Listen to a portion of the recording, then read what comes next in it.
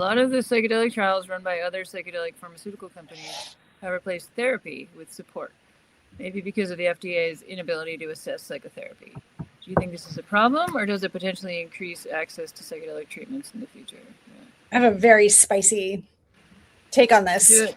Okay. Ooh. Read the protocols.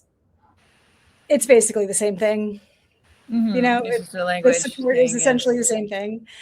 And so I think it's a huge problem because what it does is creates a cultural perception that you don't need therapy with these treatments if you have a lot of comorbidities, to Izzy's earlier point.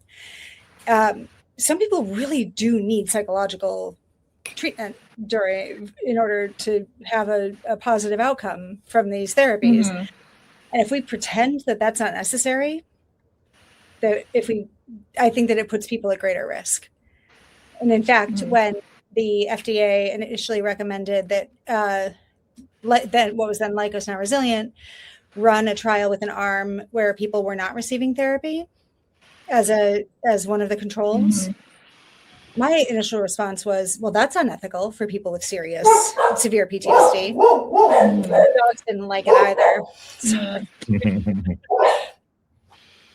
So yeah. And is that semantics, right? Saying, right, psychedelic, how are they defining, right, psychedelic support, right? Well, it's semantics until it's a term of art, right? And I think that's the thing. It's like, I think in practice, whether it's psychological support or psychological or therapy, like I think that has more to do with, what's happening in the moment.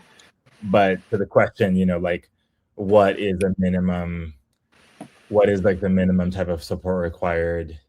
Yeah, like insofar as there will be, accountability or adherence to these sort of protocols or these best practices post-approval, I would say it matters insofar as it impacts outcomes.